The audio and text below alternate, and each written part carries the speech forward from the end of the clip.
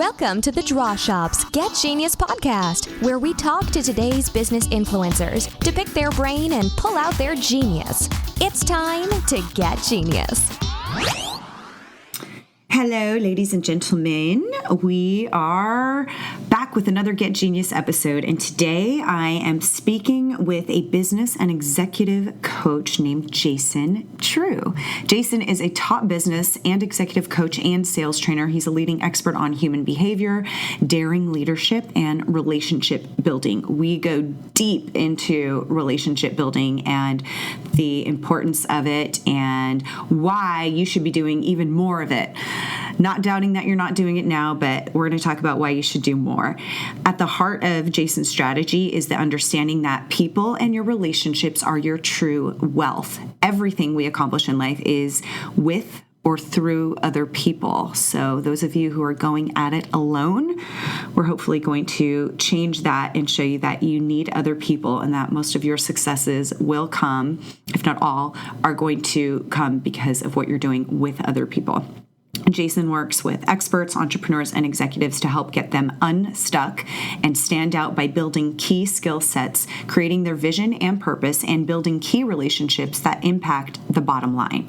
He has a best-selling book called Social Wealth, which is the how-to guide on building personal and professional relationships. It's sold more than 35,000 copies and has been number one in 4 business and self-help categories. And he'll give you some of those tips from that book during our interview. He's a really cool guy. There's so much that I was reminded of and that I need to be doing, which is what I love when I do these interviews. There's things that you know, but there's things that you may not practice often enough, and maybe you do, but you just need to put like a little bit more fire into it. So I thank Jason for reminding me on some of these things, and I think it's a very valuable interview and some pretty cool stories and things that have happened as a result, and little things that you can think of to do next time you only have a short amount of time with somebody that you really do want to make a connection with.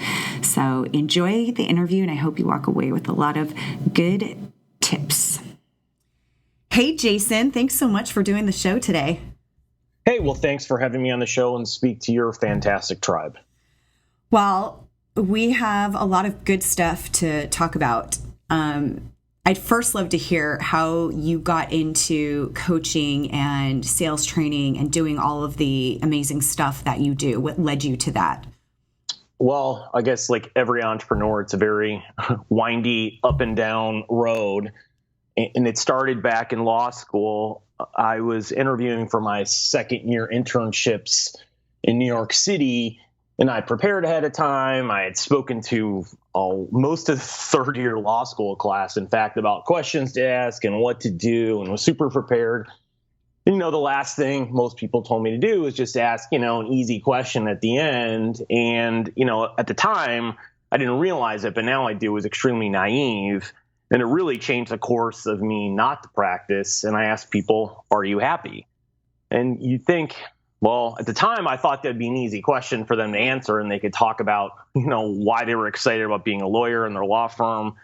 But it pretty much caught every person off guard. I mean, like out of the 30-some people I spoke to, it was the longest for me to ask the question, for them to pause, and then to answer. Wow. So I started to figure out after every single person does something that sends you a pretty strong signal. And I decided probably I needed to do something else with my life. And so I was also getting my master's in communications, and I decided to go to Silicon Valley to go work in technology. So I literally just went out there and figured it out and worked in some great startups and great companies during the gold rush. And I got to work with Steve Jobs, Mark Cuban, a bunch of really well-known people at the time that were starting businesses or coming back. And so it was pretty fun.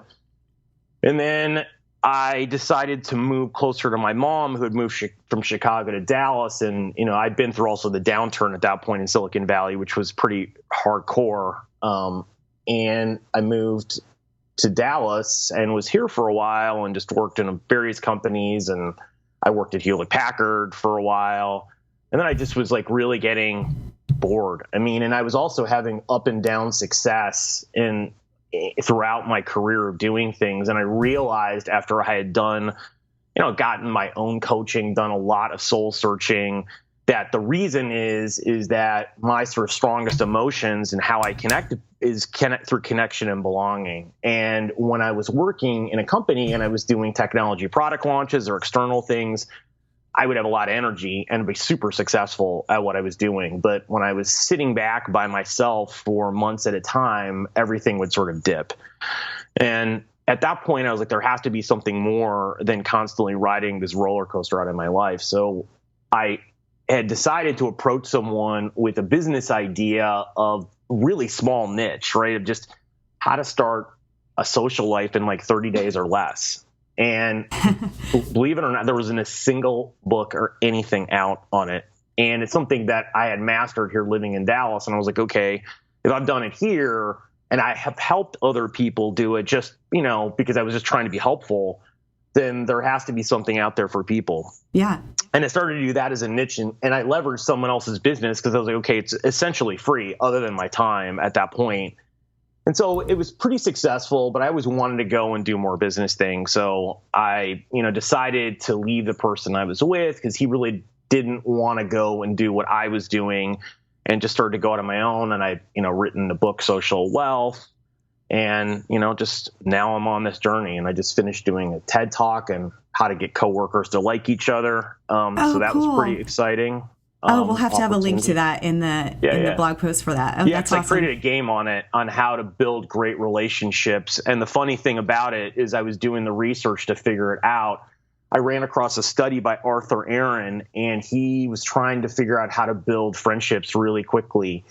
And one of the activities he did, which he's done dozens of times, and it became a famous New York Times article, was getting two people to ask each other questions. And they were starting off with just easy questions and then becoming much more vulnerable. And at the end of 45 minutes, and this is incredible, they surveyed the people before and after, and 30% of the people said the relationship they just built, and this is a complete stranger, was closer than the closest relationship in their life. Wow. That reminds me of that app. There's an app about, I think it's like 70 questions, maybe it's only 50 something questions. And it's for relationships, for people to fall in love again, or anybody can fall in love if they ask each other these questions and you each listen to the answers. Yeah, it is, because the reason that it works, so the game I created was in a group, so I stretched it out to more than a one-on-one. But the reason that this stuff works for people is the fact that if an anonymous, like your phone or a card asks a question, you will answer that and be vulnerable because you don't feel like someone's judging you and asking it. But if the same person were just to ask you it out of nowhere, you'd feel like there was some agenda. Because I've spoken to many people as I've been doing this, and I've watched it in groups of people unfold. And also in today's society, people don't ask questions of each other very much, right? I mean, I also rolled out like about 3 weeks ago. I was like, okay, let's just see like if this works with people who really know each other exceptionally well, who've been married or friends for over 20 years that have been like really good, like best friends. And the 10 people I gave it to all said that they learned a lot of important information about that individual that they didn't know by running through what I gave them. And I thought that was pretty incredible, right? And I think it just goes to the fact that we don't really have the same types of communication as we did before with social media. Yeah, it's so true. So let's talk about the importance of this, especially in, you're working with entrepreneurs, the importance of having successful relationships, because there are some people that might be like, I don't care, you don't have to like me, you don't have to, you're not my friend, you're just my employee, that type of thing. Why are relationships so important in business, and what are the boundaries? All right. So if you take a look at why it's important in a business setting to get people to like each other based on my talk, like one of the other studies that I delved really deep into, and I learned a lot from, was Google. They did Project Aristotle, which was trying to figure out how to build the perfect team. And they hired researchers from all the Ivy League schools, and I think spent $3 or $4 million over a 3-year period of time trying to study people at Google. And they did not find any individual traits. It wasn't about IQ. It wasn't about perseverance from individual. It was all about the team. And the only quality that they found that stretched across every single high-performing team was psychological safety. And that's the ability to share personal information, raise controversial ideas, and to ask questions without fear of reprisal. Right. So that's right. So the key, if you don't have relationships with people, you will not be successful in any organization. Right. And they've done other studies. I read another study recently. They looked at fund managers on Wall Street that had exceptional performance. And as those fund managers changed organizations, over half of them never were able to reach the success they had previously. And they related it back to the team. So your ability to be successful is based on other individuals. It is not based on you alone. So your relationships with those people will make or break you over time. Yeah. But just the way that it flows. So you have to be able to build great relationships with people. And that requires you to be vulnerable with them and get to know them inside and out in an organization. So one of the things that I help my clients with is that I tell people that these days people are looking at a business and an organization, if they're working inside of it, that is their family. That is everything, because 40% of people now are lonely. It's the highest loneliness level that's ever been recorded. And this is people who have, 0 to 1 close friends in their life, or people that they can actually talk to about anything. So work now has become personal and professional. Mm-hmm. So you need to get to know people inside and out in a business, because that is how you're going to motivate people and get people to actually care significantly more about their work product and what else happens. So you, as a manager and leader in a business, have to do that. Plus, the other thing about it, too, is that since I work in large organizations and I see this, people's personal lives that you manage are your responsibility, because they will impact the business probably more than any other single thing, right? Because I've worked with the woman, right? Because if you have an employee who's going through a divorce, I guarantee you they're there 60%. So if you're paying them, if you're the CTO in a company they're paying $500 million to, you're probably getting $200,000-$300,000 of work out of it. Now, how you have to intercede and help that person, right? So not understanding what's going on is also not going to be helpful. So building these relationships are essential to get to people's core, right? And that's what you need to do. And also, most people do a horrible job of building relationships outside of their core business. I mean, entrepreneurs are a little bit different, but I'd also say not really. I mean, they also don't do a very good job. And I think it's because you don't design ways in order for you to maximize meeting people in the shortest amount of time, right? And I say that because I do this and go out, and the easiest way and the best place to meet people, hands down, and I never hear people talking about this, it's not masterminds, it's not events, it's charities and nonprofits, meaning museums, symphonies, and opera. Because that is where the wealthiest, most successful people all go. It's the only place, in fact, that they do. Because I know that because I went to opening night at the Symphony. Yeah. Jerry Jones, owner of the Cowboys, Mark Cuban was there. They had a bunch of the top CEOs in Dallas were there, right? I mean, that's probably the only place that you were going to find that many people that are in one place. So that's how you have to get in the right room. And I think because that's the shortest time to meet people, and people they're not going to spend time, and the resistance is so high to doing anything that you have to maximize the minutes that you spend with people. All right. And it's also how you interact with them and what you do with them. I was going to say how, and what are some things, what are some tips or advice? If I only have a few minutes to interact with somebody, what is it that I want to do to make sure there's like a meaningful connection?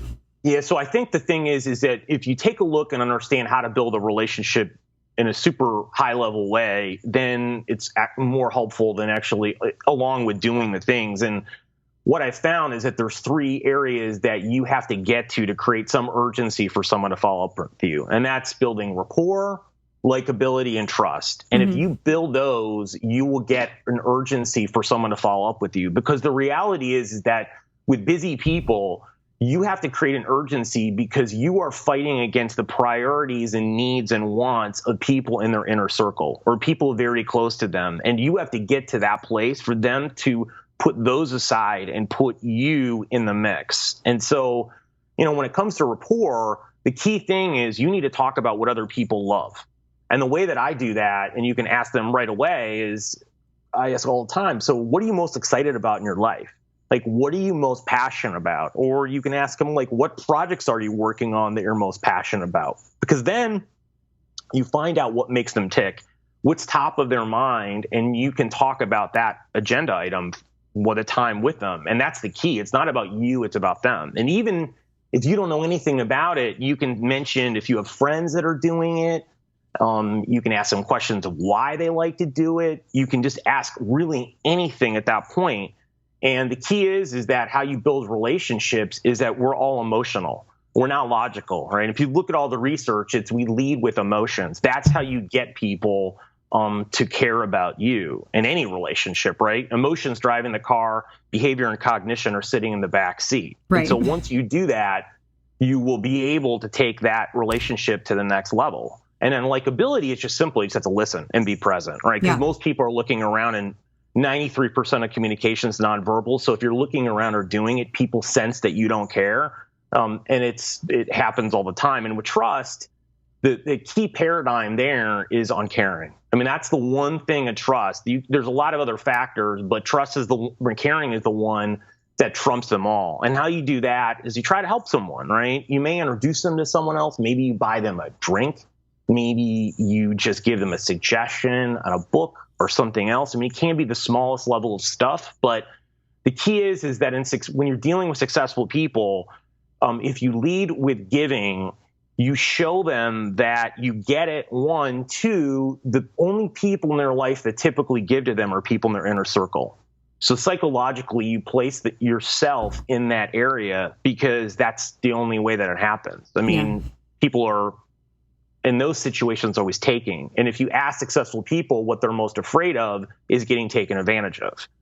So if you're dealing with high-level people, you've got to realize that's their greatest fear. And the way that you overcome and disarm them is giving. And giving can be simple, right? It can be like you can introduce I do all the time. I introduce strangers to strangers. That's how you can give. You don't even need to know anyone to introduce them to. And it doesn't even need to be the right contact. It can be just anyone. Yeah. Because people always want to meet other people. That's the other thing that people always forget. It's like if I ask people saying, hey, do you want to go and meet some new friends or this or that? They might say, oh, I don't know. But there's a fear of missing out on meeting a person if I introduce them, saying, hey, do you want me to introduce you to this person at an event or something? They'll always be yes, because they don't know where that's going to lead to. And right, the fear of exactly. missing out is so high that they'll be willing to do that. Oh, yeah. So where are the clients that you work with, where are they usually at that they seek your help? Well, the problem is a lot of people usually aren't, right? Because it depends on where you can go to like events like that to meet them. And that's probably the highest propensity to meet people in general out and about. But people do a really poor job of networking. So a lot of it's times it's through referrals or reaching out in different ways that I might be doing things. But it's just really funny because if I look at all my corporate clients, almost none do networking. Traditional networking, if I put it in quotes, right? Like almost none. Like it's as close to zero as zero can probably be overall. If you take, it just isn't happening. I know this because I went through one of my companies and I walked around and talked to people and asked them, so when's the last time you've gone to a group in some form or another to seek out sort of relationship building with other people? And the answer is like always no. Because the company doesn't really care about it, right? They don't they're not doing anything to make that happen. And managers are not telling you to do those types of things either. So then people don't do them. Right. And an entrepreneur does them because they have no choice. They're backed in a corner and they have to do some of it. Yeah. But that's the only reason they do it, too. Not because they're doing it proactively. There's a very small amount of people that do that as well. Right. And so you can see the difference in a team that has totally leadership that actually sends them out. If you go somewhere and they're like, oh, we were all sent here together, you can see like the bond and the closeness that they have, as opposed to those that don't, that are just at the office every day.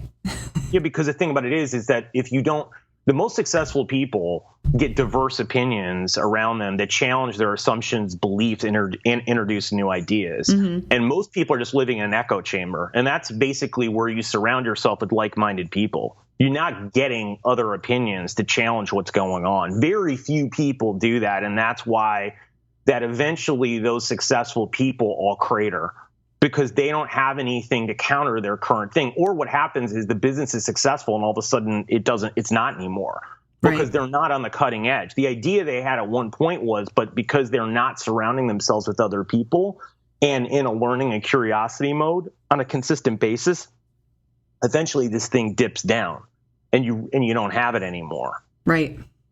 Totally.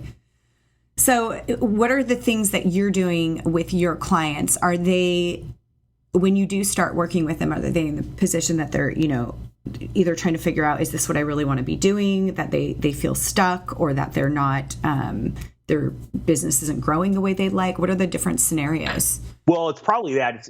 I found that one of the really big challenges that people have is that if you don't know what it is you're going to do next with some level of certainty, whether even if that's right or wrong, it causes you significant amount of stress, right? I was just talking to a COO client of mine in a really large company that thought he wanted to be the CEO in a few years. And then he started to question it. And the ramifications were that over the last few months, gone home earlier, hasn't done work on the weekends, has been more stressed, right? And this is something 3-4 years out, right? And that's typical, where you don't have the blueprint of what you're going to do next. It causes you significant stress and usually negative behaviors. You check out of your own life, right? I mean, I've had CEOs that have been surfing the web of large companies that if people found that out, and I wouldn't share that, but I mean, people would be like, I can't believe that's possible, because they're bored.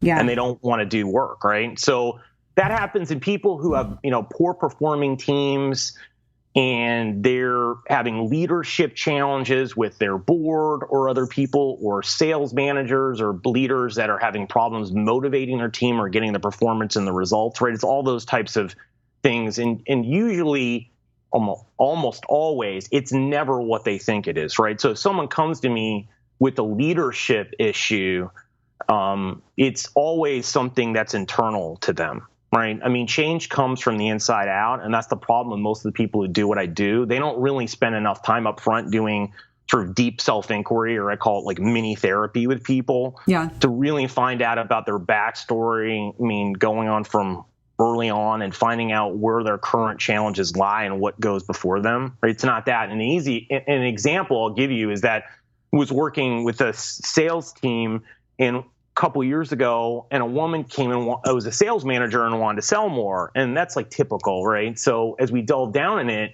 the issue came to was the fact that when she was growing up in high school and college, her grandmother and mother made fun of her voice, right? It's a woman who's in her mid-30s, and she has a high-pitched voice. And they basically said to her, you aren't going to be successful and you're never going to get married because your voice is so loud or high-pitched, you need to change your voice. And every time she's got on the phone, it's like nails on the chalkboard. And it's amazing that she was able to do what she was able to do. And so the simple thing in that scenario to turn that all around was just to have her tell every prospect and every client that that's what she was in sales, and tell the story to them, right, in a brief form when appropriate. And in less than 30 days, it changed it all around, right? Because then that story owned her, and now she owned the story. And that her new narrative was propelling her to the highest levels, right? And then that she's been crushing sales for like the last 2 years, and it's been even easier than ever before because people are eating out of her hand. Because whenever someone, everyone wants to be vulnerable, but no one wants to lead. And when you lead with vulnerability with people, they open up and tell you everything, right? Because no one else does that to them, even complete strangers or people you know really well. You can have amazing conversations that you never had before. I'd love to hear some of I know that you do a lot of sales training. Are there any kind of like secrets you can give to us for those people that are selling a service? For example, a lot of people that listen to the podcast are, in the business of either coaching or selling some type of service, marketing, that type of thing. What are some juicy secrets you can share with us? Well, yeah, I mean, one of the things is that in doing all the sales training, again, it's not, if you haven't gotten the fundamentals and understand how to do all of that, well, that's one thing. But for successful people, meaning I would say people at a sales manager, director, and above level, it's all internal things that are it's your blind spots. And you have to identify what those blind spots are and where they're coming from, because those are the true things that are holding you back, right?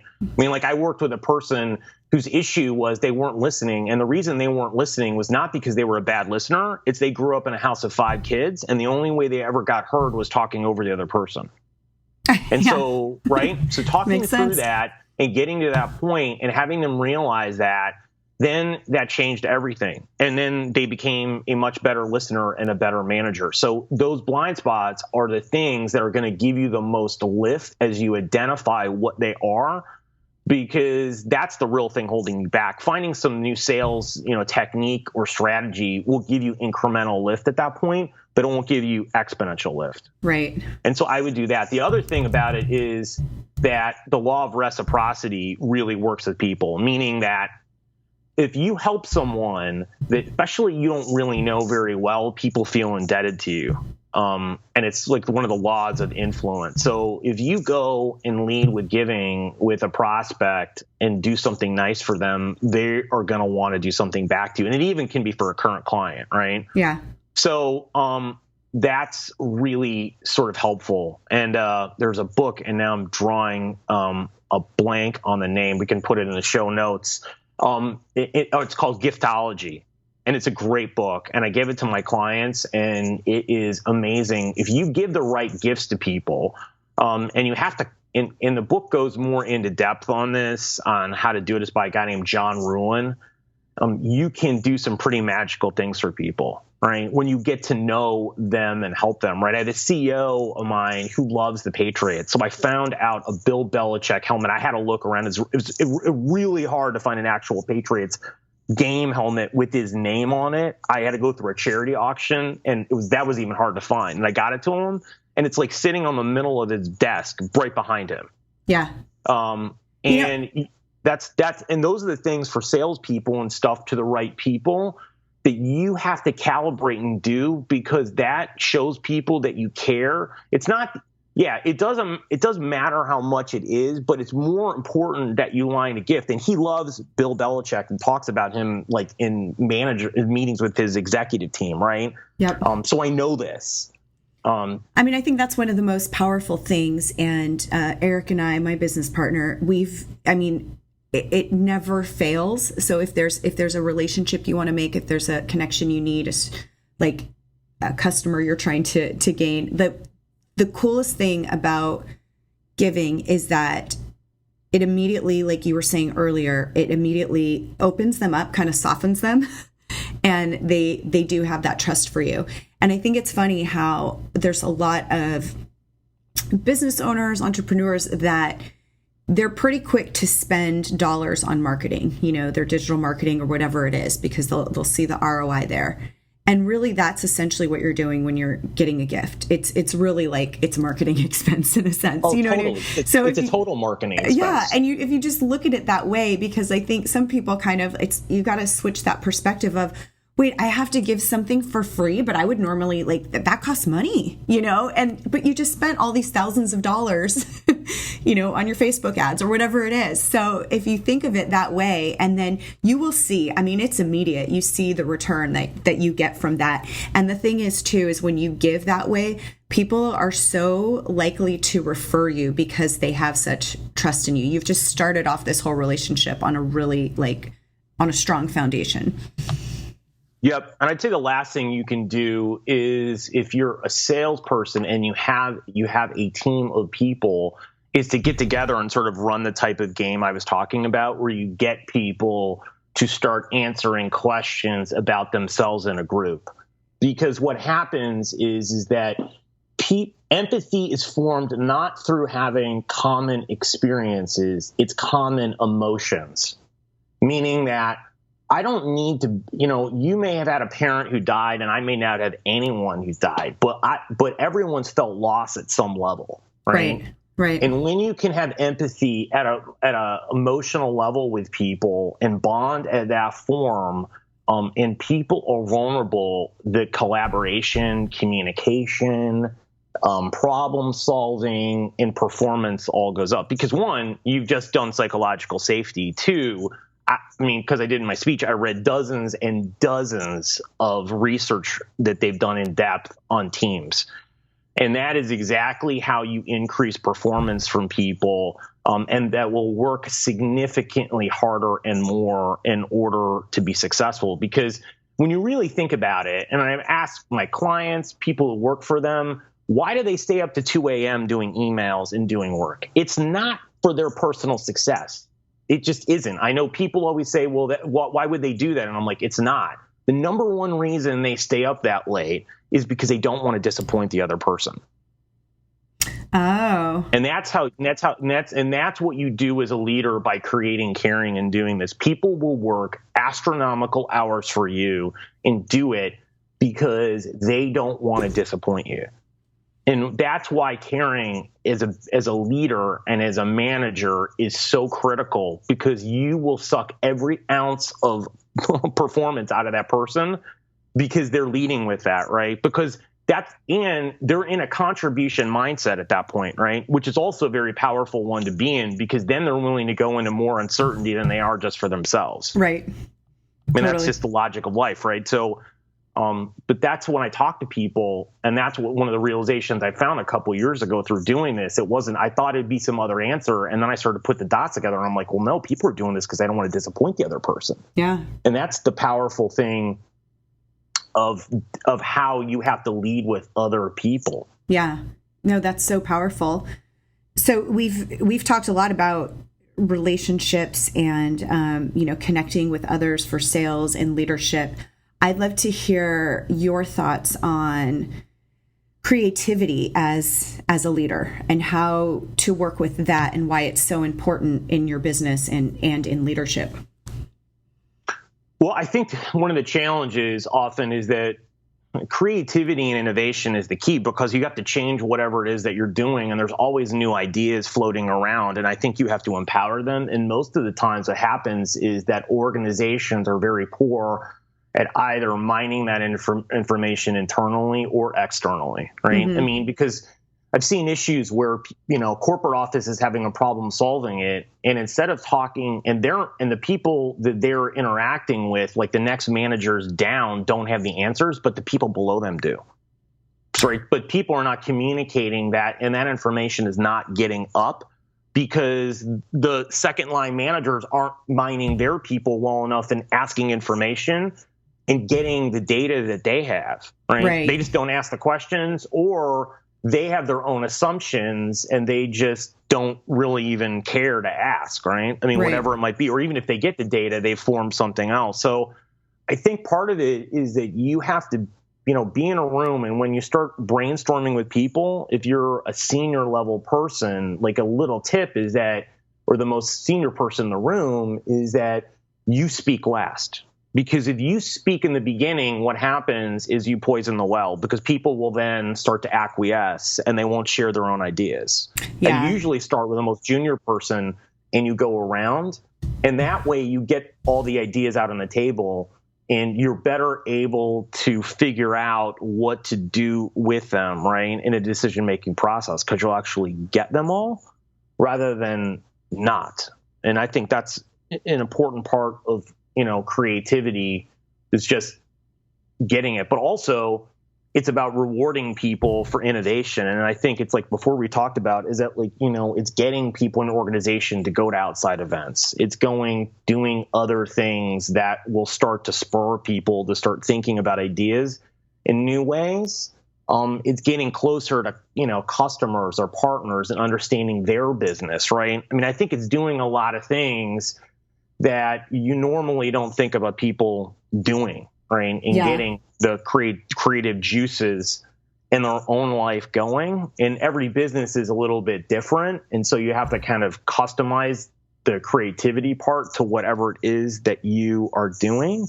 But it's essential to do those types of activities for people and spend it, right? I mean, Google is a great example. I mean, I think people spend 25% of their stuff outside of their own job just thinking about other ideas and things that they can do, right? I mean, and that's an extreme example for a company, but it makes that company the way that it is because they only need one idea right now, the next big idea in that company, to make it worth all that time. Yeah. And they have the creative engine is internal, not just external or hoping.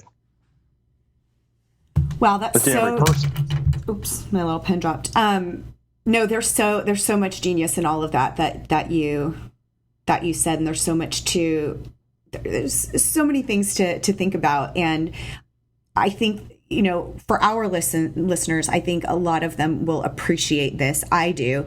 But it's also a reminder, even as much as we think we might be implementing some of these things within our team and in our business and ourselves and our relationships, it's a good reminder that there's more that you could be doing, because sometimes you just get kind of comfortable with where you're at and you don't. Yeah. You might be. Are there certain relationships you're neglecting? Are you, starting to hide out and not really get out there and meet new people?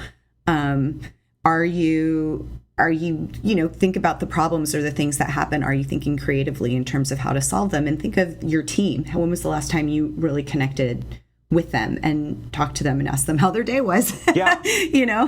How's the family? The key thing is, no, exactly. And if those are the key things, is because you want to figure out personally for people, those are really critical questions.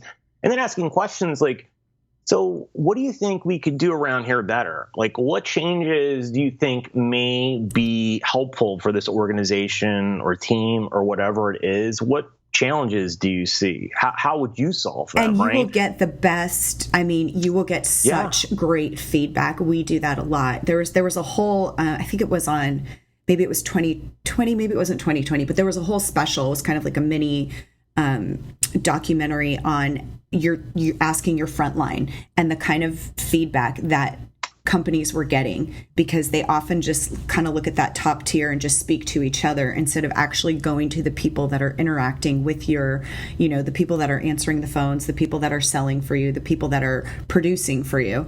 And you learn so much, because you're in a different space every day of what you're doing. And most likely, if you're an entrepreneur, if you're at at that higher level, you're probably not running your business in terms of the day-to-day operations. You're probably, speaking to other people, trying to get some strategic partnerships going, and you forget to ask the people that are actually running it day to day that actually will have the best feedback for you.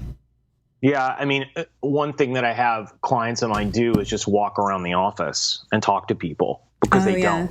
Yeah. They live in they insulate themselves, and they have no interaction, even though the people are 5 feet away.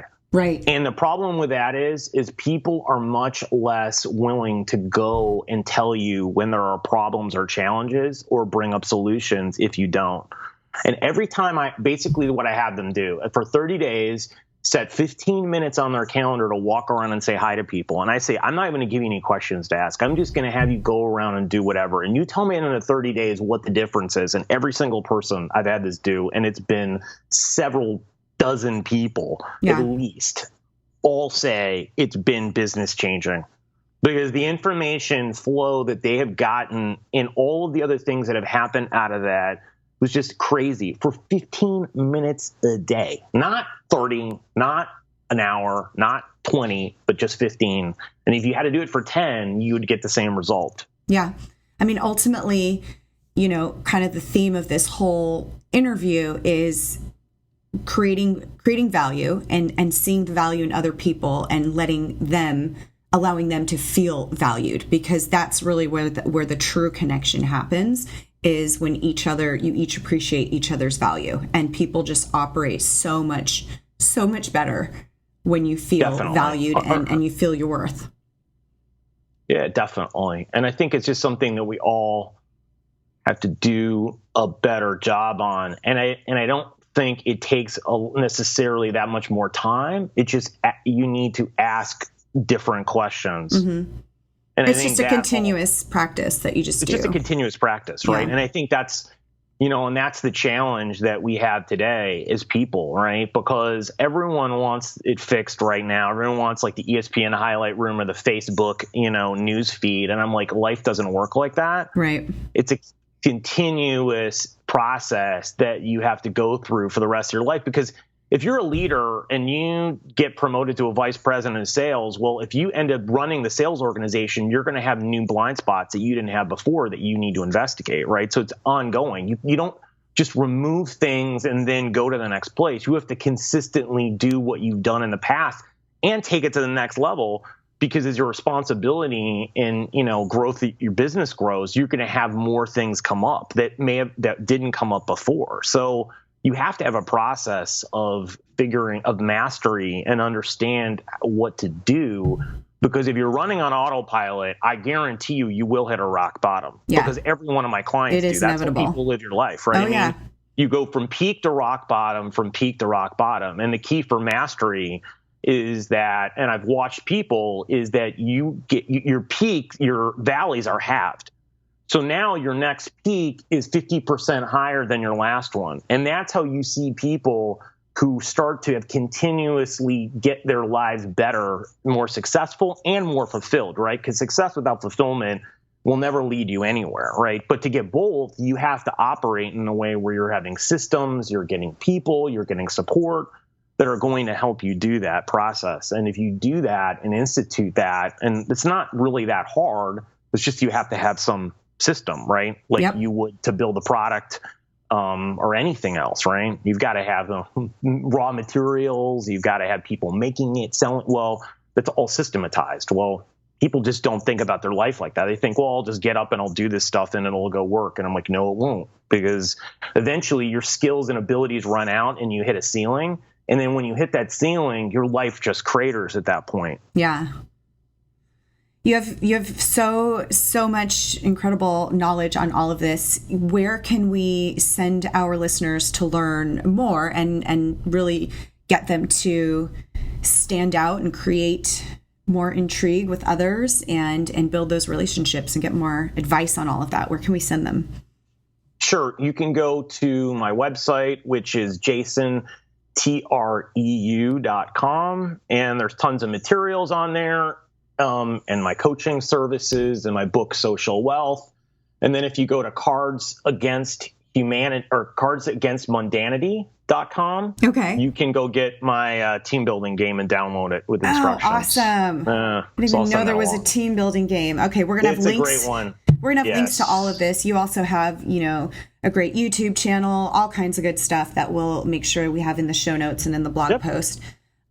Jason, thank you so much. This was awesome and really, really important to hear. So thank you for sharing.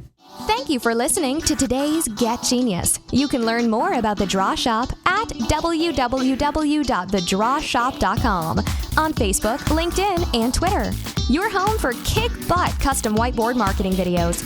Your ideas come to life. Thanks for listening. Please share, comment, and make any suggestions for future Genius guests.